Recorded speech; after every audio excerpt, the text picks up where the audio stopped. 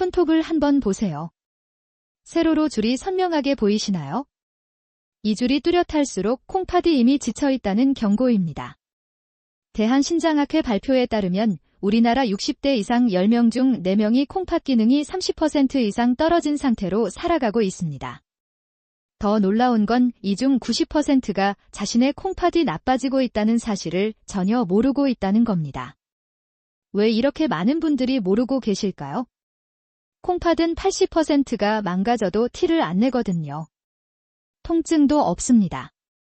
열도 없습니다. 그냥 조용히 나빠집니다. 그러다가 어느 날 갑자기 투석해야 한다는 이야기를 듣게 됩니다. 저는 35년간 내과 진료를 해오면서 한 가지 패턴을 발견했습니다. 콩팥이 나빠지신 분들의 냉장고를 들여다보면 공통점이 있습니다. 건강에 좋다고 믿고 매일 드시던 그 과일들이 가득 차 있었습니다. 오늘 제가 알려드릴 내용은 이렇습니다. 먼저 콩팥을 몰래 공격하는 위험한 과일 5가지입니다. 그 다음 지친 콩팥에 힘을 주는 착한 과일 5가지입니다. 마지막으로 상황별 맞춤 섭취 비법 3가지입니다. 이 영상 끝까지 보시면 손주들과 건강하게 오래 놀아주실 수 있는 비결을 얻어가실 겁니다. 자식에게 짐 안 되시려면 오늘 내용 꼭 집중해주세요. 자, 본격적으로 들어가기 전에 콩팥이 우리 몸에서 어떤 일을 하는지 먼저 이해하셔야 합니다. 이걸 알아야 왜 특정 과일이 위험한지 정확히 아실 수 있거든요. 콩팥은 등 쪽 허리 양옆에 주먹만 한 크기로 2개가 달려 있습니다. 생김새가 강낭콩과 비슷합니다. 이 작은 장기가 하루에 무려 180리터의 피를 걸러냅니다. 이게 어느 정도 양인지 감이 안 오시죠? 냉장고에 있는 2리터 생수병 떠올려 보세요. 그게 90개입니다. 우리가 밥 먹을 때도 잠잘 때도 텔레비전 볼 때도 콩팥은 쉬지 않고 일합니다. 콩팥 역할을 쉽게 설명드릴게요. 집에 있는 공기청정기 생각해 보세요. 공기청정기가 먼지를 걸러서 깨끗한 공기를 내보내듯이 콩팥도 피 속에 있는 찌꺼기를 걸러서 깨끗한 피를 돌려보냅니다. 그런데 공기청정기 필터도 오래 쓰면 막히잖아요. 처음에는 바람이 세게 나옵니다. 몇 년 지나면 바람이 약해집니다. 필터에 먼지가 잔뜩 끼었으니까요.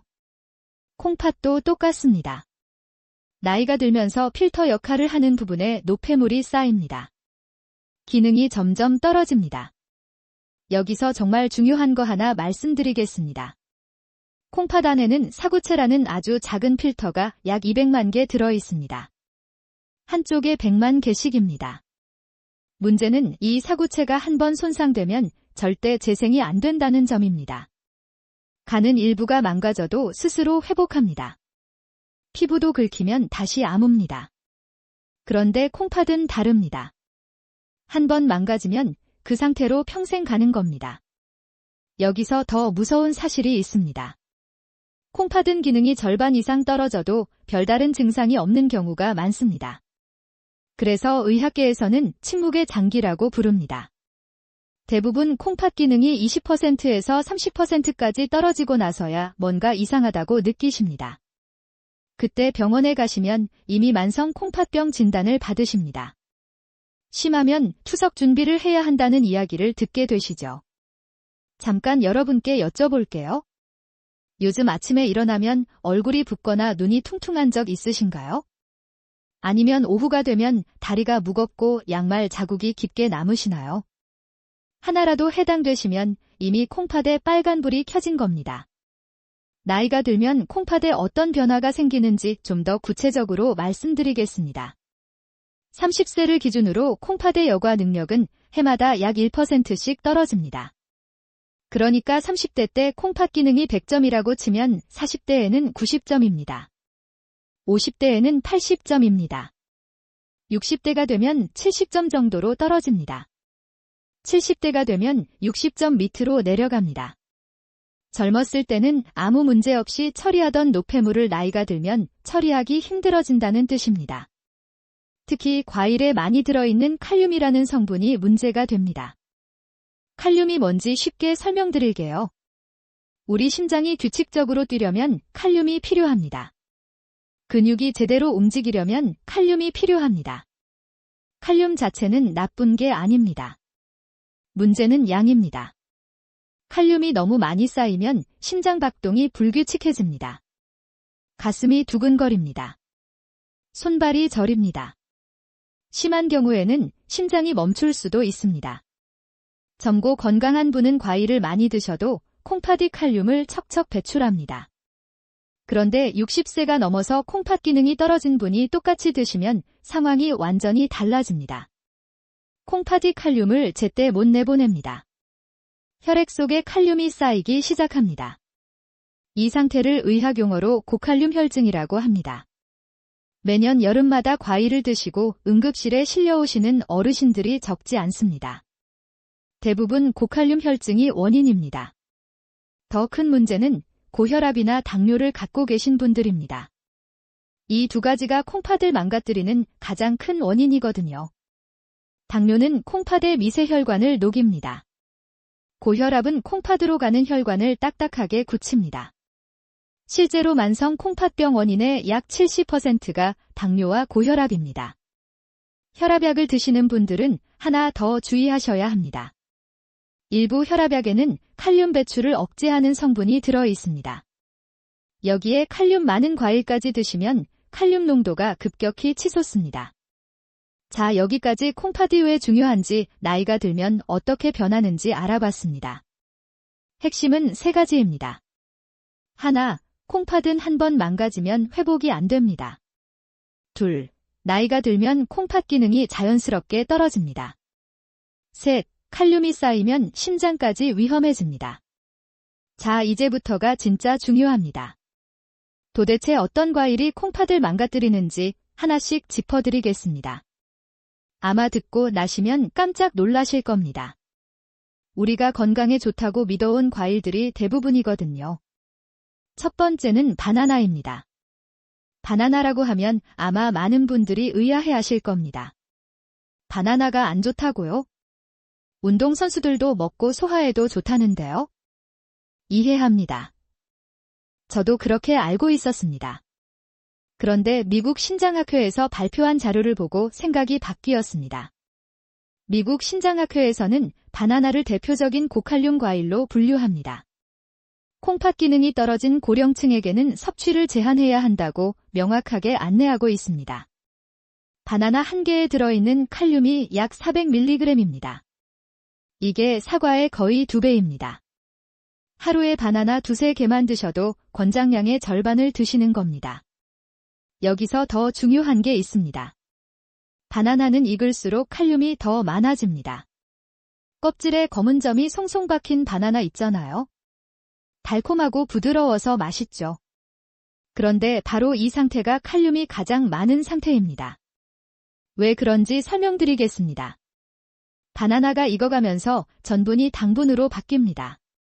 이 과정에서 세포벽이 분해되면서 칼륨이 더 쉽게 흡수되는 형태로 변합니다. 잘 익은 바나나일수록 칼륨이 우리 몸에 더 빨리 더 많이 들어갑니다.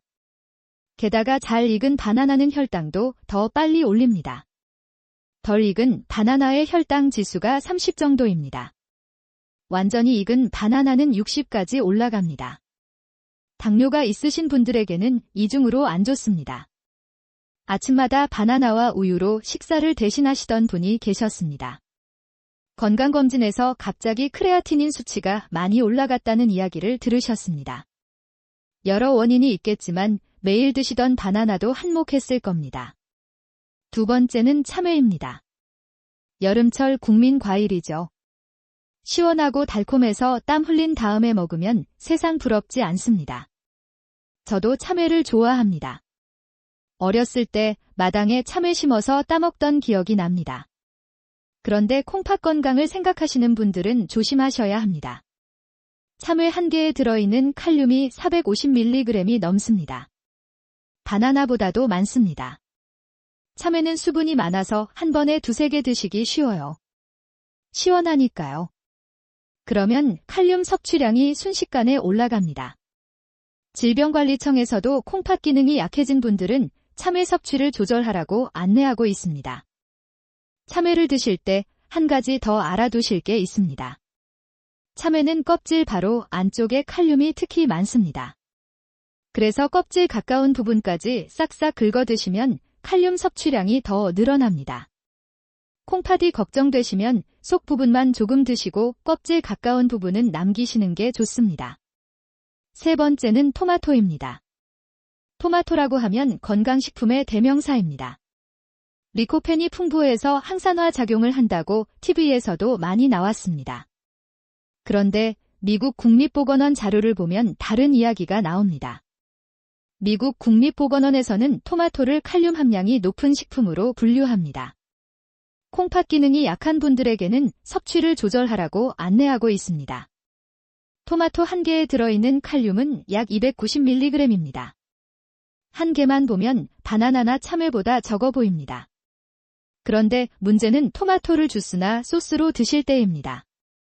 이 부분 꼭 기억하세요. 토마토 주스 한 잔을 만들려면 토마토가 5개에서 6개 들어갑니다. 주스 한 잔에 칼륨이 1000mg이 넘게 들어갈 수 있습니다. 건강을 생각해서 매일 토마토 주스를 드시던 분들이 오히려 콩팥에 부담을 주고 계셨을 수 있습니다. 파스타에 뿌리는 토마토 소스도 마찬가지입니다. 피자에 바르는 토마토 소스도 다 농축된 형태입니다. 소스 한 컵에 토마토 10개 이상의 칼륨이 들어있을 수 있습니다. 토마토에는 구연산 사과산 같은 유기산도 많이 들어있습니다.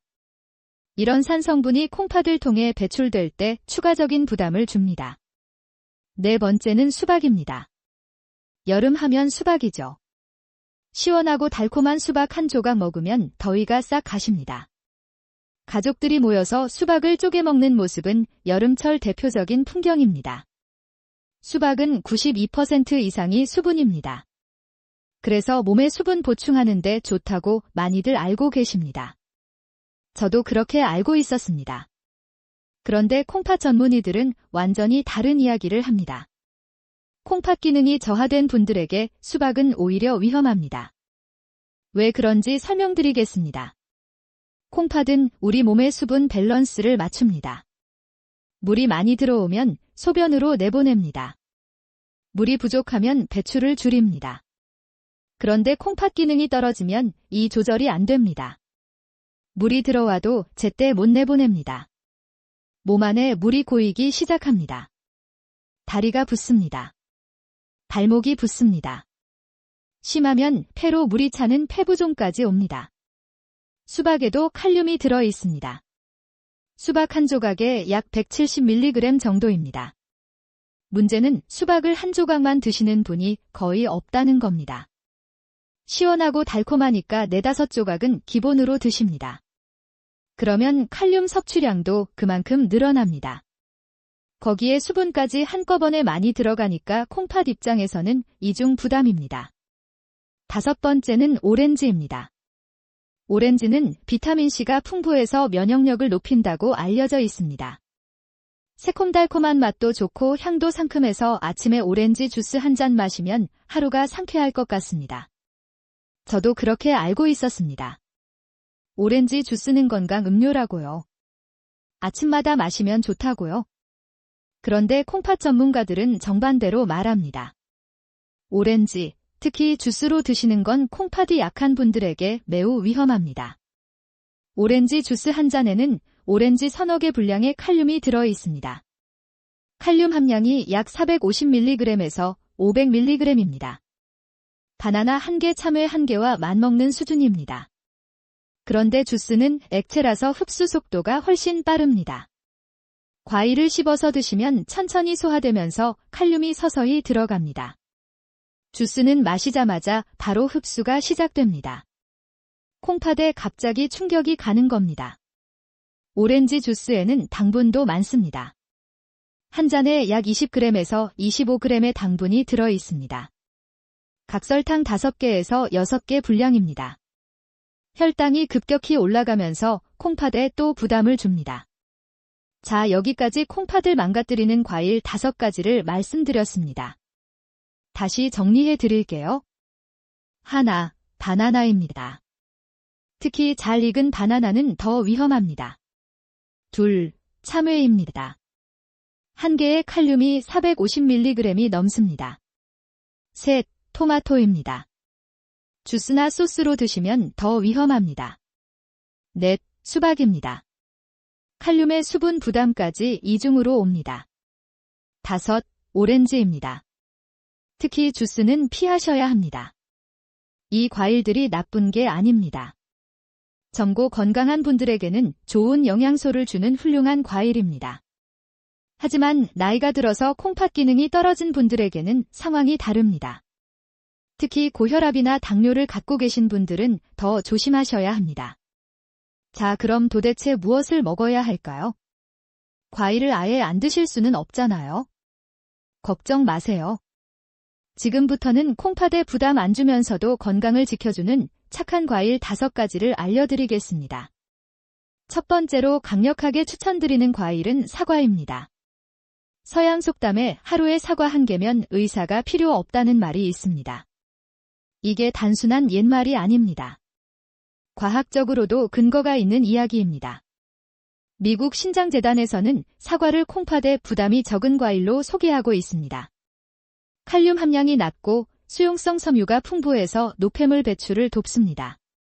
사과의 칼륨 함량은 중간 크기 1개 기준 약 195mg입니다.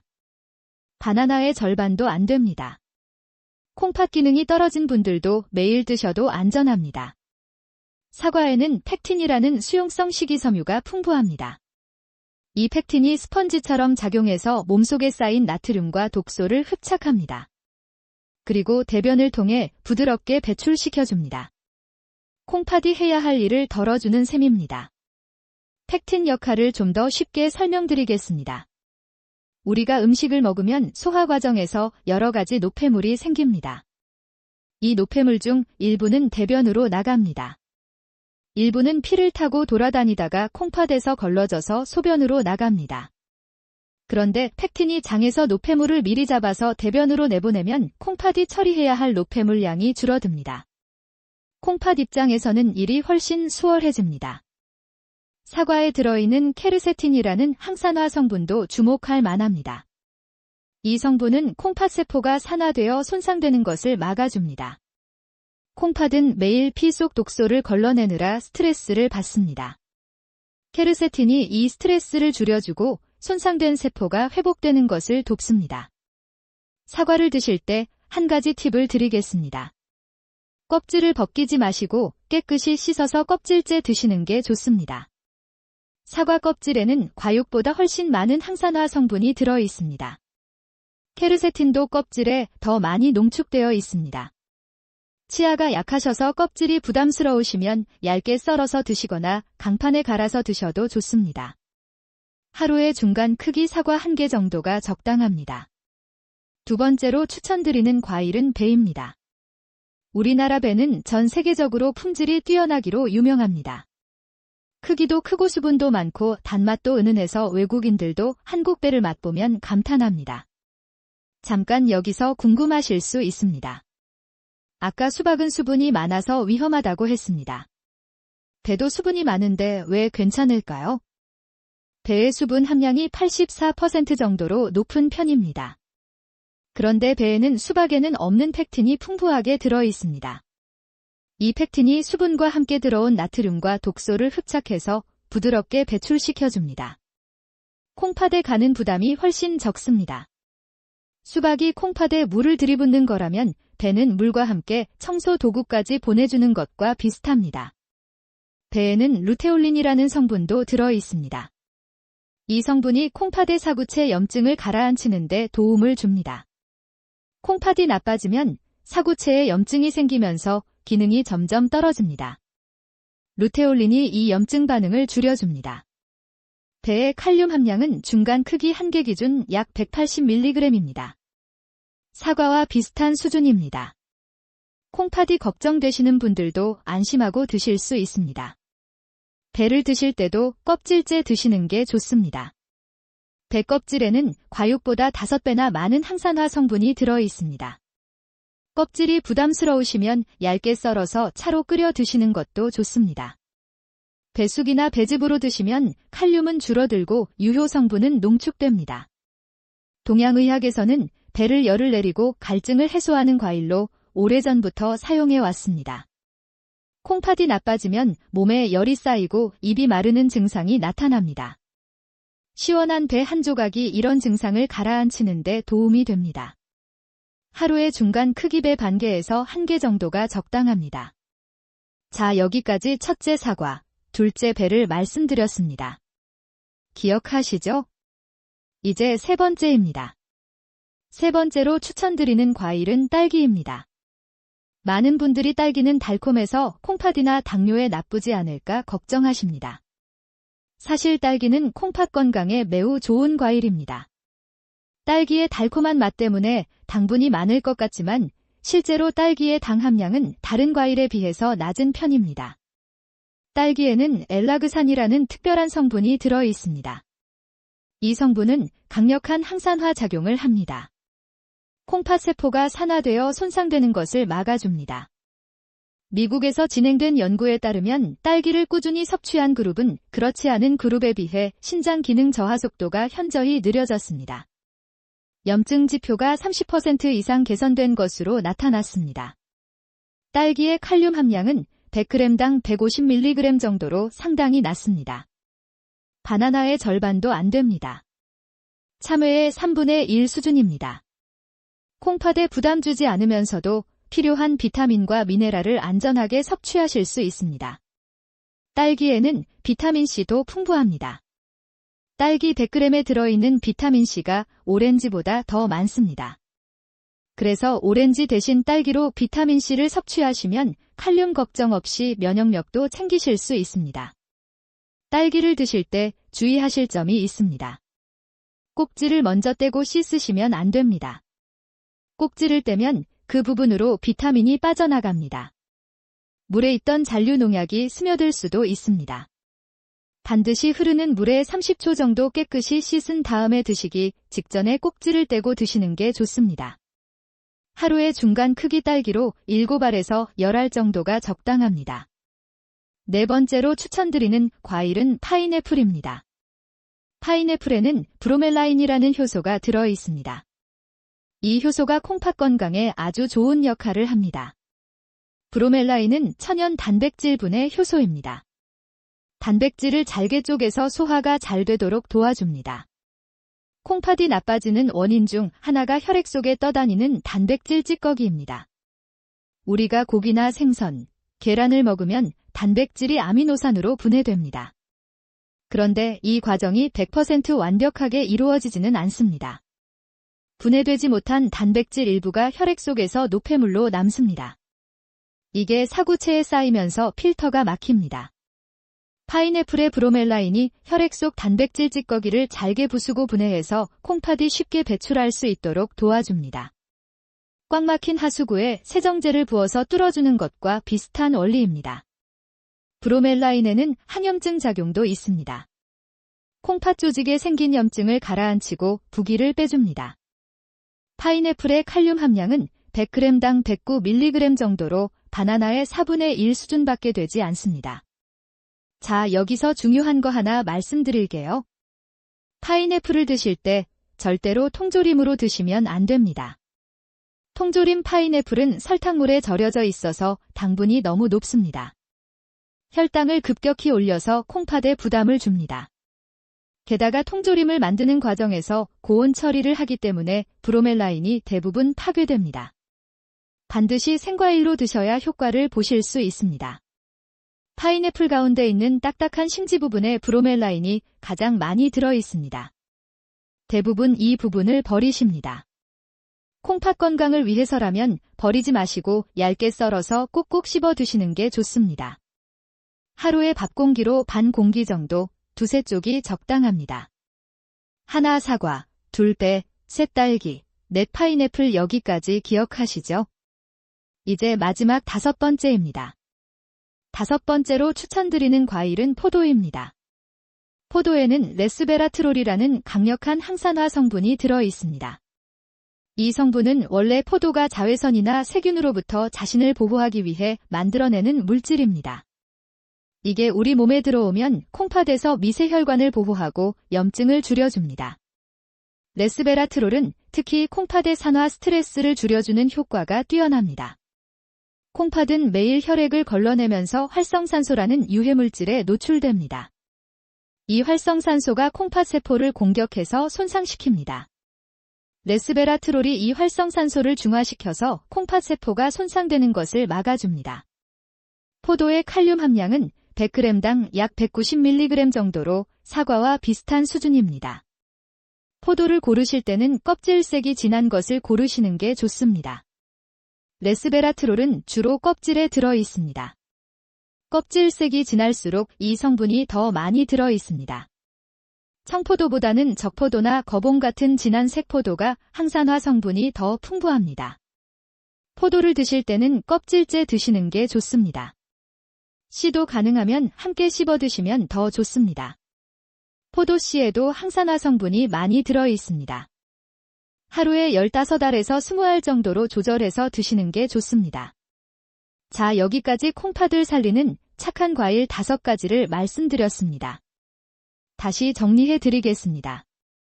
하나, 사과입니다. 칼륨이 195mg으로 낮고 팩틴이 풍부합니다. 둘, 배입니다. 루테올린이 염증을 가라앉힙니다. 셋, 딸기입니다. 엘라그산이 콩팥 세포를 보호합니다. 넷, 파인애플입니다. 브로멜라인이 단백질 찌꺼기를 분해합니다. 다섯, 포도입니다. 레스베라트롤이 산화 스트레스를 줄입니다. 이 과일들을 드셔야 하는 이유는 단순히 칼륨이 적기 때문만이 아닙니다. 이 과일들은 콩팥이 받는 스트레스를 줄여줍니다. 염증을 가라앉힙니다. 노폐물 배출을 돕습니다. 지친 콩팥이 다시 힘을 찾을 수 있도록 도와줍니다. 자, 이제 가장 중요한 내용입니다. 아무리 좋은 과일이라도 언제 어떻게 먹느냐에 따라서 약이 될 수도 있고 독이 될 수도 있습니다. 콩팥을 살리기 위해서 반드시 지켜야 할 핵심 원칙 3가지를 말씀드리겠습니다. 첫째, 시간을 지키세요.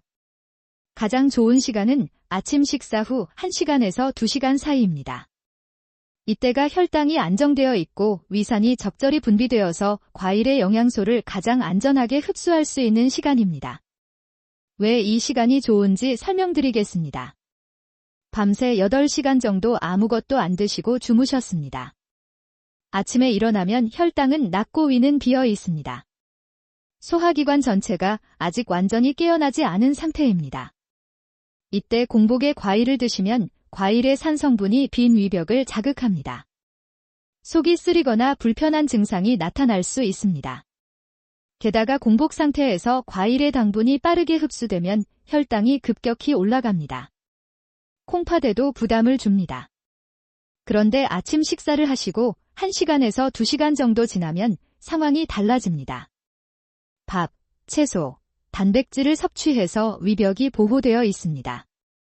혈당도 안정된 상태입니다. 소화기관이 완전히 깨어난 상태입니다. 이때 과일이 들어오면 아침 식사에서 섭취한 식이섬유가 당 흡수를 늦춰줍니다.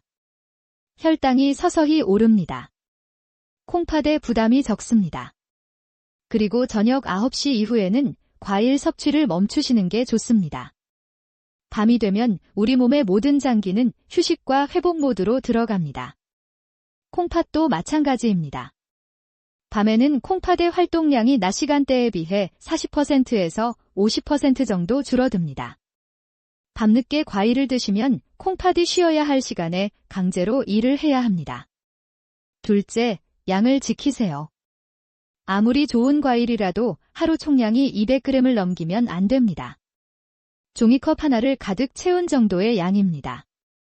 구체적으로 말씀드리면 딸기는 중간 크기로 7알입니다. 파인애플은 얇게 썬 것으로 2-3쪽입니다. 배는 반 개입니다. 사과는 1개입니다.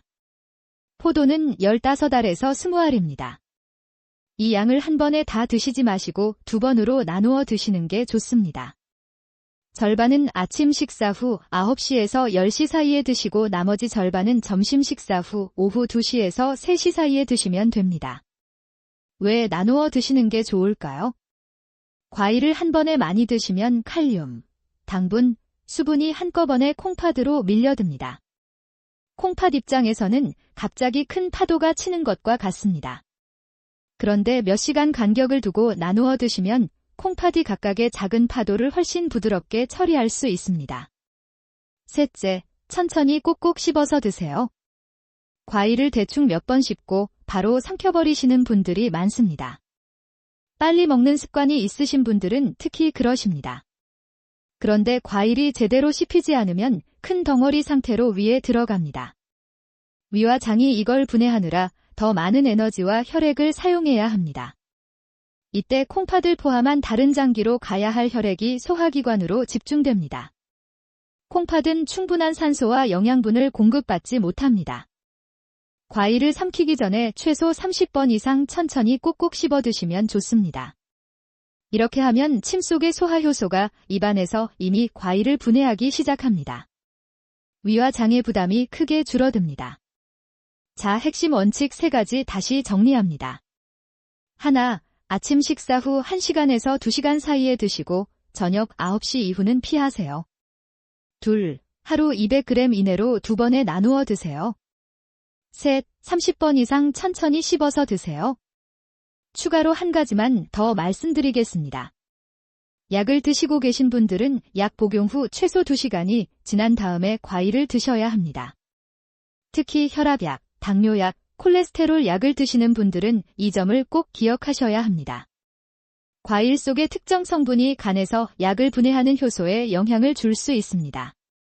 약의 농도를 지나치게 높이거나 반대로 약효를 떨어뜨릴 수 있습니다. 자몽이 대표적인 예입니다. 자몽에 들어있는 성분이 혈압약의 분해를 방해해서 약이 몸에 너무 오래 남아있게 만듭니다. 오렌지, 귤 같은 감귤류 과일들도 비슷한 작용을 합니다.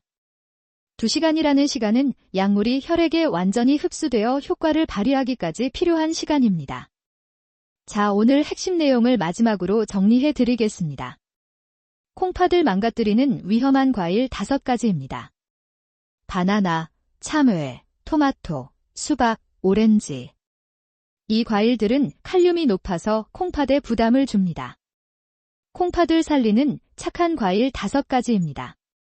사과, 배, 딸기, 파인애플, 포도.